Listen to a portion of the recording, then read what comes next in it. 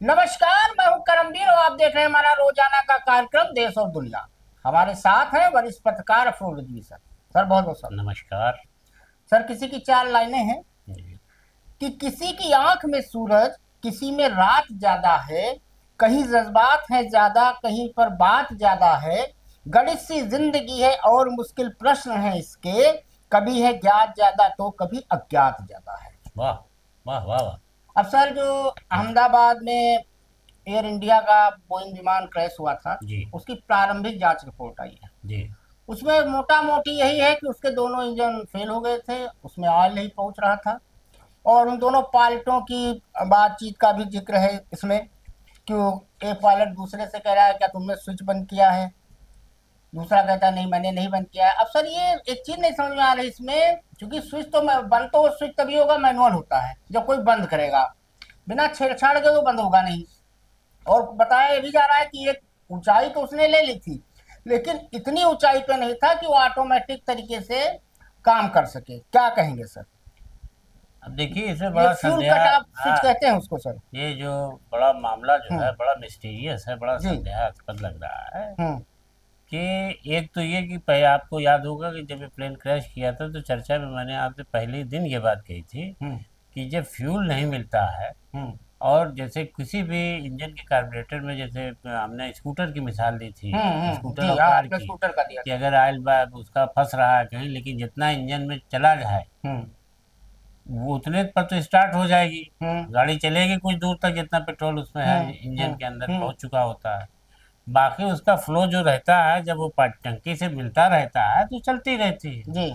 लेकिन टंकी से पेट्रोल बंद है हम्म। और उसके बाद अचानक गाड़ी हमारी झटका खा के गिर गई, हम्म। तो पता चला कि पेट्रोल तो खोला ही नहीं था, जो स्टार्ट हुआ था उसी पर चल रहा नहीं तो था। इसका रीजन क्या रहा होगा? और सर दोनों इंजन एक साथ कैसे फेल हुए तो होंगे? नहीं, यही तो इसमें साजिश की बू आ रही है। जी। आप ये देखिए कि हम्म। कैसे ये पता हम्म। ड्राइवर को, अरे उसको जो पायलट को, यहाँ हम्म। तो चालक की बात कर रहा है, जो विमान का जो पायलट है उसको ये कैसे पता चला कि दोनों इंजन के वो बंद है, हम्म। ये मेरी नहीं समझ में आ रहा है। आप चला रहे हो प्लेन, आपको मालूम है सब सिस्टम ऑन है, हम्म। जैसे प्लेन चलाना है हम्म। आपको मालूम है कि अब सब हाँ, सब सिस्टम ऑन चेक है, किया जाता है सब। हाँ, चेकलिस्ट से। तो आपको अचानक जब वो उड़ा है और गिरा है तो गिरने के बाद तो खत्म ही हो गई कहानी। हम्म। हाँ, चार पांच बिल्डिंगें ही तो आसपास की जब चली जब गई। उड़ रहा है हम्म। तो या तो ये हुआ कि जैसे ही उड़ा है उसके बाद इनको ये अंदाज हुआ है कि क्यों नहीं अब हाँ, आगे खाली जा रहा है। 40 सेकंड ही हवा में रहा है। तो उतनी देर ये उसी दौरान ये बात की हो सकता है इन्होंने, हाँ। अरे ये क्या हो रहा है, टर्न इसका तेल बंद है क्या, ये है। हम्म। हो सकता है कि हम्म। उस पीरियड में उन्होंने बात की, लेकिन बहुत क्लियर नहीं इसमें है हम्म। कि एक चालक दूसरे चालक से पूछ रहा है कि दोनों इंजन का पेट्रोल का हम्म। ऑयल कैसे बंद हो गया, हाँ, कैसे। तुमने स्विच क्यों बंद किया? तो तुमने दूसरा वो पायलट कहता वो मैंने उससे नहीं पूछ किया। रहा तुमने स्विच क्यों बंद किया। हम्म। अरे ये कौन सा सवाल है, कैसे स्विच बंद कर लेगा वो। हम्म। भाई सुपरविजन होता है, किसी के सुपरविजन में चलाया जाता है ना जहाज, हम्म। तो ये सुपरविजन इन्हीं तो कैप्टन के हाथ में होता है, जो हम्म। इसके कैप्टन होते हैं ये हम्म। जहाज के। ऐसा ऐसा कैसे वो कर सकता है, जब गाड़ी चलाई जाती है, और खासकर प्लेन वगैरह तो और हम्म। भी ज्यादा है कि वहां पर जो है एयरपोर्ट पर जब खड़ा रहता है हम्म। तो पायलट के अलावा और वहाँ पूरे उसकी टेक्निकल मशीनरी भी तो रहती होगी ना, कि इंजन को ठोक लेकिन बजा सर लिया पायलटों देती ने है। दोबारा इंजन शुरू करने की कोशिश की थी, लेकिन हुआ क्या, अचानक कि रैट चालू हो गया, मतलब आपातकालीन पावर सिस्टम खुद ही चालू हो गया था। वही मैं कह रहा हूँ कि इसमें कोई साजिश ऐसी लगती है कि उन्होंने जो अगर चाहा कि इंजन का तेल चालू करा लिया जाए, फ्यूल, हम्म। तो पता नहीं कहाँ से पावर सिस्टम चालू हो गया और वो खुला ही नहीं, बंद ही रहा। और उसी उसी में में विजय रूपाणी साहब भी थे सर। अब ये रूपानी जी भी, हाँ भाई वो तो पूर्व वहाँ के मुख्यमंत्री। पूर्व मुख्यमंत्री थे। उनका निधन भी हुआ, उसमें इंग्लैंड जा माना रहे गया थे। इंग्लैंड का भी, हालांकि उनके निधन को लेकर के ज़्यादा लोगों ने कहीं उस पर वो नहीं सवाल उठाया हम्म। कि उनके भी होने से ऐसा तो नहीं कि किसी प्रतिद्वंदी ने या किसी ने ऐसा साजिश की हो हम्म। प्लेन में। बहरहाल ये सब बातें तो हैं ही हैं, जांच का विषय है ही है, हो सकता हम्म। है अभी तो ये जांच की जा रही है टेक्निकल। हम्म। अगर ये इसमें कोई वैसी बात निकलती है कि इंजन कैसे बंद हुआ, हम्म। क्या हुआ, और इसमें किसी का मैनुअली हाथ है, हम्म। तो ये एयरपोर्ट की स्टाफ पर जाएगी बात हम्म। कि कौन था क्या था। दोनों पायलट तो खैर अब है नहीं दुनिया में, हम्म। वो तो चले गए हम्म। उसी के साथ हादसे में। अब सर जब से जीएसटी काउंसिल बना, जब से जीएसटी लागू हुआ, मैं कहा सर सैकड़ों बार तो इसमें बदलाव हो चुका है, मतलब कंफ्यूजन ही कंफ्यूजन है, सॉल्यूशन का पता नहीं। जी। अब फिर जीएसटी काउंसिल की आगामी बैठक में उपभोक्ताओं को बड़ी राहत मिल सकती है। अब है क्या कि सरकार 8 साल पुराने वस्तु और सेवा कर यानी जीएसटी ढांचे की व्यापक समीक्षा कर रही है। इस समीक्षा में 12% टैक्स स्लैब में आने वाले उपभोक्ताओं वस्तुओं पर कर की दर कम करने का जोर होगा। 12% जीएसटी स्लैब में मक्खन, घी, खाद्य पदार्थ, मोबाइल, फलों का रस, अचार, मुरब्बा, चटनी, नारियल, भगवान जाने का है, टूथपेस्ट, जूते, चप्पल सहित कई ऐसी वस्तुएं हैं जिनका इस्तेमाल आम आदमी करता है। इसके साथ साथ इंश्योरेंस भी है सर। अब तंबाकू भी है सर इसमें मामला। तंबाकू के उत्पाद जो है उसमें उनपे सिंध गुड्स पर नए सेस लगाने की योजना बना रही है सरकार। क्या कहेंगे? नशा देखिए, मुक्त भारत। पहले तो आपने जीएसटी लगा के इतने साल लोगों को लूट के रख दिया है, और लोग करा उठे कि हर चीज में, कितने लोगों का कारोबार इसी में बंद हुआ कि पहले जीएसटी अदा कर दो, बाद में तुम्हारा वो देखा जाएगा वो माल बिका कि नहीं बिका। दुकानदारों ने इसीलिए दुकानें बंद कर दी, कारोबार बंद कर दिया, क्योंकि कारोबार होता है कि आपने थोक फैक्ट्री से माल लिया, फिर बेच के उसका किस्तों में पैसा देते हैं, और 3 नंबर होता था और पहले। हाँ, और इन्होंने जीएसटी कहा कि नहीं जीएसटी फौरन करो। तो वो आप देखिए कि जब एक कारोबार करता है आदमी, जैसे मामूली सा ठेले वाला भी अगर एक बोरा आलू लेके बेचता है तो दुकानदार का पैसा नहीं रहता, कहता भैया बेच के शाम को हिसाब करते हैं।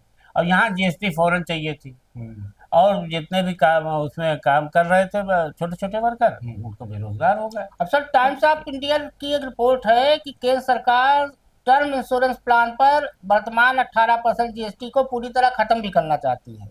हालांकि बीमा कंपनियों ने इसे 12% पर लाने की मांग की है। क्या कहेंगे सर इस पे? अब देखिए, ये सब एकदम चुनावी स्टंट वाली बात है। बिहार में चुनाव होने जा रहा है और ये सब खेल होता रहता है। ये सब मेरी समझ में नहीं था कि सरकार जो है वो लोगों को राहत देने के बजाय उलट फेर करती रहती है।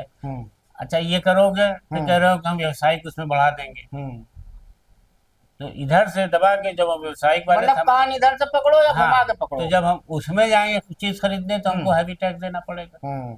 कह रहे हो कि टूथपेस्ट, अचार, मंजन, जूता, चप्पल, साइकिल, छाता, बैटरी, मुरब्बा, अचार सब करे दे रहे हैं कि भैया लो लाओ तुम अपना स्वाद दाल रोटी बना लो। अचार खाते थे, अचार कम कर दिया, महंगा हो गया, अब दाली रोटी खा रहे थे।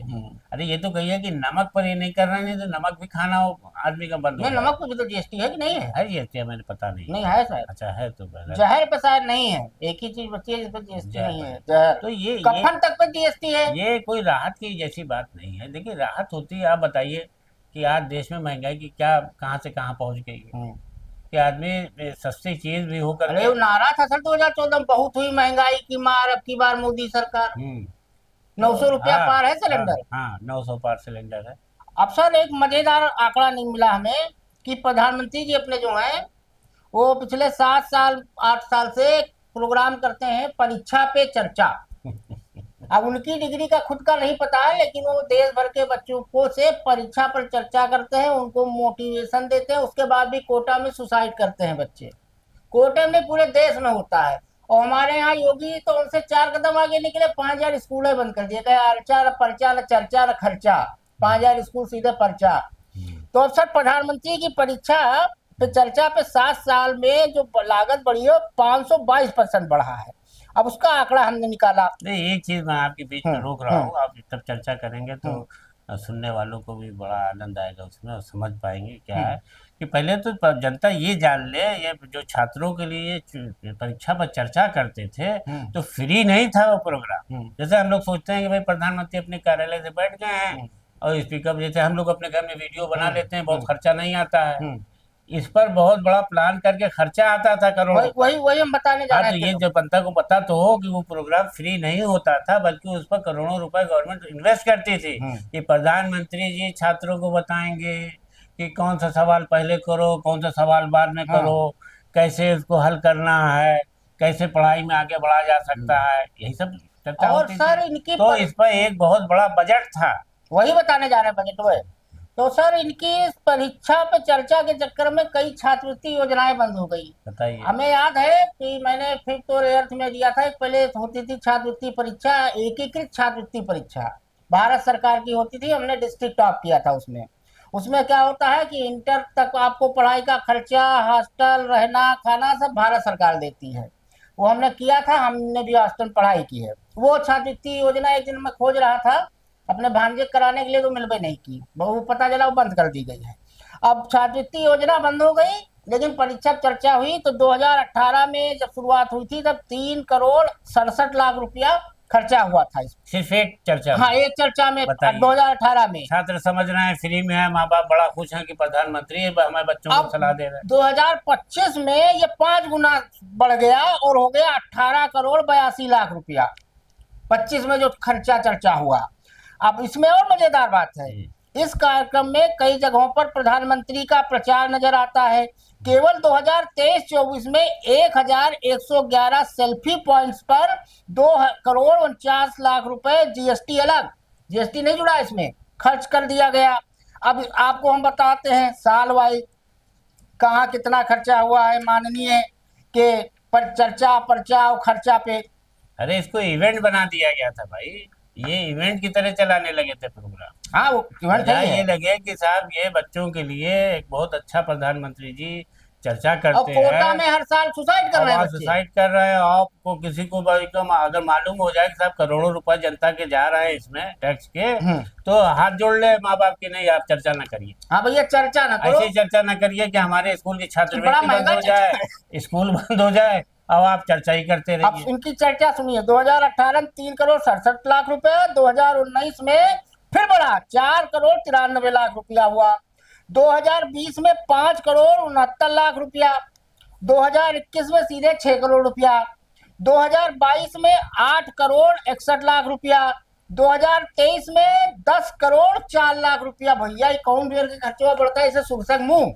2024 में ये तो प्रोग्राम कराने वाले कमा रहे होते हैं ना। सुन लीजिए सर, 2024 में 13 करोड़ 55 लाख रुपया और 2025 में 18 करोड़ 82 लाख रुपया। 8 संस्करण में कुल मिला के 70 करोड़ 88 लाख रुपया स्वाहा।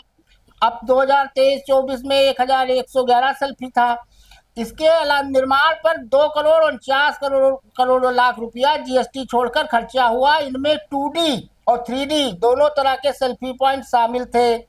एक 3D सेल्फी यूनिट को लगाने की लागत 1 करोड़ 25 लाख रुपए आती है। प्रत्येक 2D सेल्फी यूनिट पर खर्चा 15,000 से 21,000 रुपया होता। क्या कहेंगे कुल मिला के सर? अच्छा, ये आपने बताया, इस पर भी ये लिखा कि उपलब्धि क्या रही? अब उपलब्धि में छात्रों ने आत्महत्या कर ली, ये उपलब्धि है। 5,000 यूपी में स्कूल बंद हो गए, ये उपलब्धि है। छात्र दर दर भटक रहे हैं, उनको छात्रवृत्ति नहीं मिल रही, ये उपलब्धि है।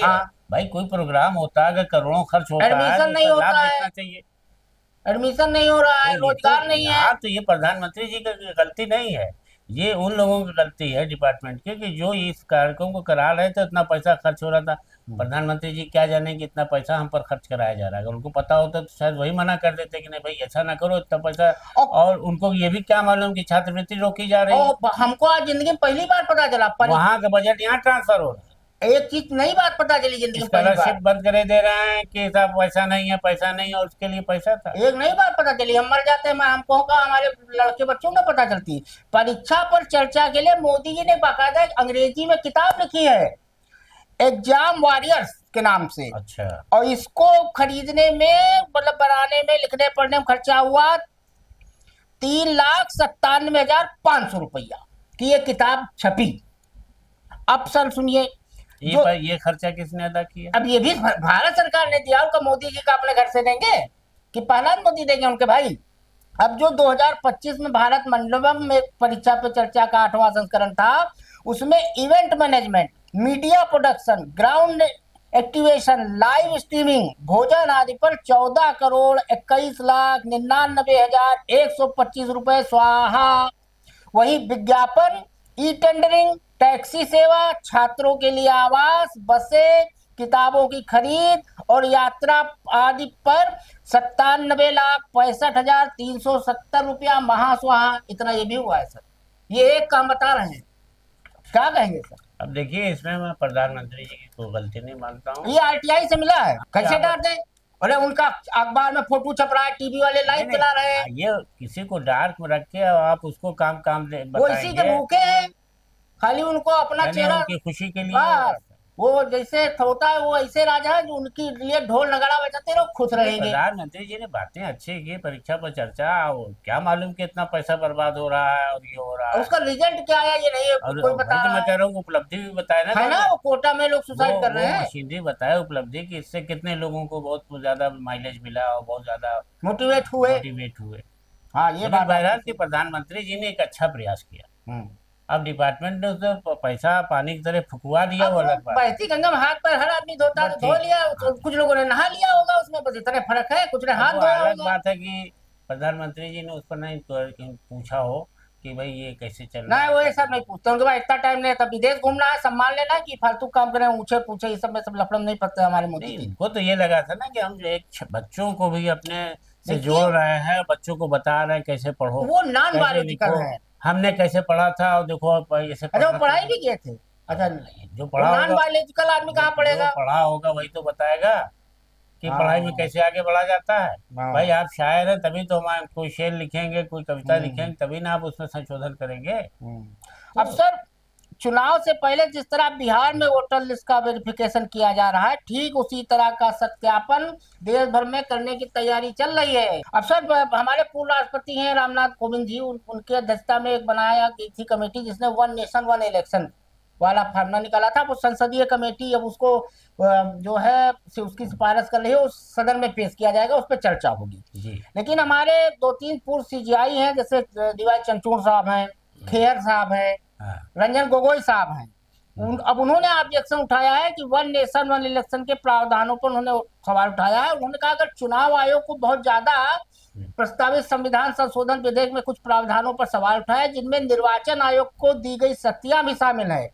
और वो कह रहे हैं कि अगर चुनाव आयोग को कुछ ज्यादा शक्तियां दे दी जाएंगी तो बहुत सारी दिक्कतें हो जाएंगी, फिर चुनाव आयोग अपने मनमानी करने लगे, उसको करना भी नहीं रहेगा। तानाशाह हो जाएगा। क्या कहेंगे सर। नहीं, यही देखिए कि इस पर गोगोई साहब तो बोले नहीं, हमने तो नहीं पढ़ा उनका कोई बयान, लेकिन हमने डी तो वाई सबसे पहले गोगोई साहब ही ने कहा अच्छा था। डी वाई चंद्रचूड़ का, क्यों गोगोई साहब तो अब उनके साथ हो गए ना। हाँ तो हमें नहीं लगता, हमने आज उनका नहीं पढ़ा। और हाँ जस्टिस केहर साहब हाँ हमने पढ़ा बयान, तो जी। उसमें ये उन लोगों ने कहा है कि देखिए इसमें कई ऐसे पहलू हैं हम्म जो दिक्कत पैदा करेंगे। हम्म एक तो सबसे बड़ी बात उन्होंने यही लिखी कि जो छोटी पार्टियां हैं वो खत्म हो जाएंगी, उनको कोई लाभ नहीं मिलेगा, हम्म वो ऐसे कर नहीं सकती हैं दोनों में। हम्म उनके पास इतना पैसा नहीं होगा, धन नहीं होगा, वो नुकसान में रहेंगी। हम्म। तो बड़ी पार्टियां ही सिर्फ लाभ उठा पाएंगी। दूसरा उन्होंने इसमें कहा कि मान लीजिए कि आपातकाल वाला सर। हाँ इमरजेंसी कहीं पर लागू है, हाँ इमरजेंसी। तो इमरजेंसी में क्या होगा, कैसे होगा।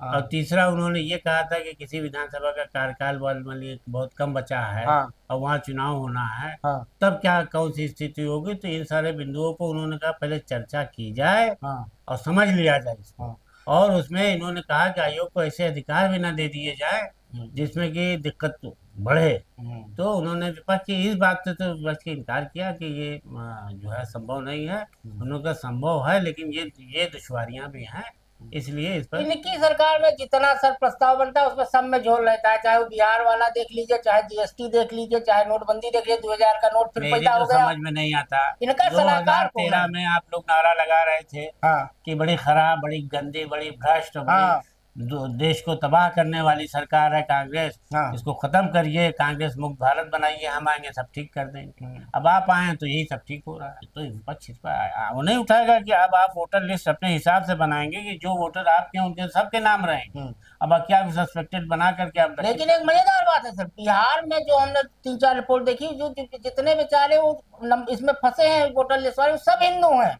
मजे की बात ये है उसमें 5-7% मुसलमान है, बाकी 92% 93% हिंदू है बेचारे। ये देखिए जब एनआरसी लागू कर रहे थे ये उस वक्त 2018 और 19 में जब एक बड़ा हाँ कोविड से पहले, कोविड से पहले लोग परेशान हो गए थे। जी। तो उसमें जो आई थी रिपोर्ट, तो राजनाथ जी ने भी का भी ये बयान आया था।